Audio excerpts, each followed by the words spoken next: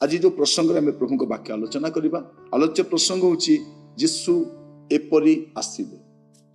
यीशु किपरि आसीबे? यीशु एपरी आसीबे।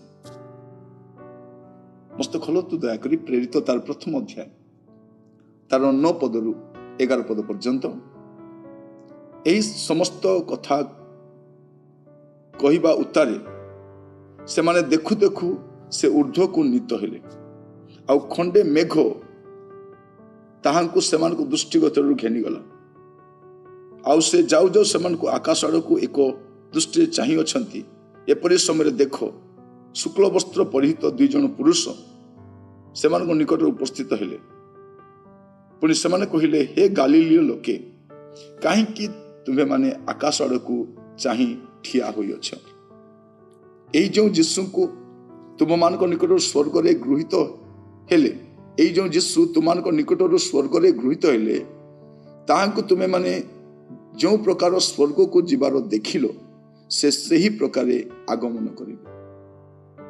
यीशु किपरि आसीबे? से जेपरि जाइछन्ति सेपरि आसीबे। यीशु एपरि आसीबे। किपरि आसीबे? से जेपरि जाइछन्ति सेपरि आसीबे। स्त्री द्वारा जन्म ही किस आसीबे, काल संपूर्ण होते से आसीबे।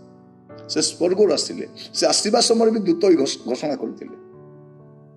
घोषणा करथिले से कौन घोषणा करथिले म आपन कहिबा पई चाहे शास्त्र रे कौन लिखा देखंतु दूत कौन बोली कहउचंती। लूका पुस्तक खोलिले आपन जानि परिबे। लूका तार 2 अध्याय तार 10 और 11 पद से दूत सेमान को कहले भय कर। दूत सेतेबेले दूत कहले यीशुंकर प्रथम आगमन समय दूत सेमान को कहले भय कर नाही, देख समस्त लोकंकर अत्यंत आनंदजनक सुसमाचार तुम मान को जणाऊ अछि। कारण आज दाऊदक नगर रे तुम मान को निमंते त्राणकर्ता जन्म ग्रहण करछंती से ख्रीष्ट प्रभु। त्राणकर्ता जन्म एटा दूत जणाउछंती। यीशु को कहीं आनी ना, को मंत्री आनी ना, को इंग्रेज मान आनी ना, यीशु निजे आसीथिले दूत ता घोषणा करछंती।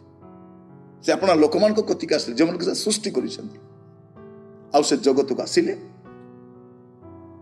ता वास्तव अटे, काल्पनिक नुहे। ताकर जन्म स्थान वास्तव, ताकू कहीं प्रूफ करबा दरकार नहीं, ऑलरेडी प्रूवन सेटा। आम देश रे लोक कहले से जन्म होइछन बोली प्रमाण करो, से प्रमाण भी दे पारि ना। किंतु यीशुंकर जन्म स्थान प्रमाण सिद्ध अटे। यीशु जगत रे बंची थिबा कथा प्रमाण सिद्ध अटे। तांकर शिक्षा प्रमाण सिद्ध अटे। ताकर रोहणी काल प्रमाण सिद्ध अटे। से दुख भोग कले, मृत्यु भोग कले, तांको समाधि रखा गला। तृतीय दिवस समाधि उठिले और उठिला परे से 40 दिन पर्यंत अनेकों को से दर्शन दैछथि। तापरे से स्वर्गारोहण करूछथि। आज आम जहाँ ध्यान करुछ आ से जेपरी गले सेपरी आसीबे। से जेपरी नित होइछंती सेपरी से आगमन करिवे। एटा हम लोक माने जानि नांती। गोटे आकृति बने कि आसीबे आसीबे बोली करी प्रहसन करूछंती, किंतु प्रभु यीशु ख्रीष्ट वास्तव रे से आसुछंती। तांको को सरकार आनिबे नै, को व्यक्ति आनिबे नै, से निजे आसीबे। काल संपूर्ण होते से निजे आसीबे। से काहे के आसीबे? अनेकंकर परित्राण निमंते, अनेक उद्धार प्राप्त होई मेघमाला नीत हेबे। तापर जगत उपरे महाक्लेश आसीबे। एटा बाइबल कहे एटा शेष कालर कथा। एटा से जेपरि जाइछंती से सेही परि आसीबे। से अवश्य आसीबे। जदि से जाइछंती से आसीबे। से जेपरि जाइछंती दूत सेही कथा कहिछंती। हे गालील लोक माने तुमे काहे अचंबित ठिया आइछ? से जेपरि जाइछंती से सेही परि आसीबे। कि आसीबे? जे मृत्यु को जय कर उठिछंती से आसीबे। किए आसंती? जे जीवित अछंती से आसंती। मृत मान आसंती नहीं।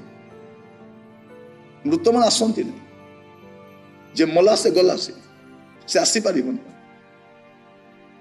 किंतु जे राजा मानकर राजा, मृत राजा नुहंती, जीवित राजा अटंती। जे राजा मानकर राजा से आसुछंती आ से आगमन करूछंती आ से मेघमाला रे आगमन करू।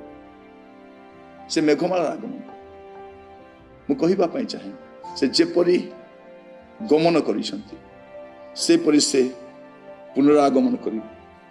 लूका तार 21 पर्व तार 27 पद लिखा जाए। सेतेबेले लोके मनुष्य पुत्र को महापराक्रम ଓ ମହାମହିମା ସହ ମେଘରେ ଆଗମନ କରିବା ଦେଖିବେ। ସେ ଯେମିତି ଯାଇଛନ୍ତି ମେଘରେ ଆଗମନ କରିବା ଦେଖିବେ।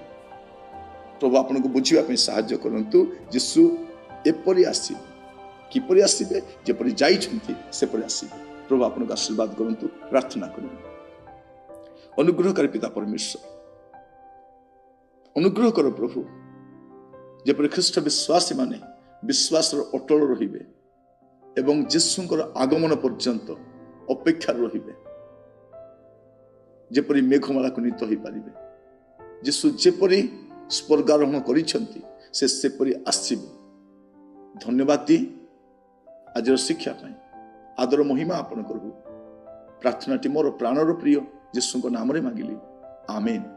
ପ୍ରଭୁ ଆପଣମାନଙ୍କୁ ପ୍ରତ୍ୟେକଙ୍କୁ ବାହୁଲ୍ୟ ରୂପେ ଆଶୀର୍ବାଦ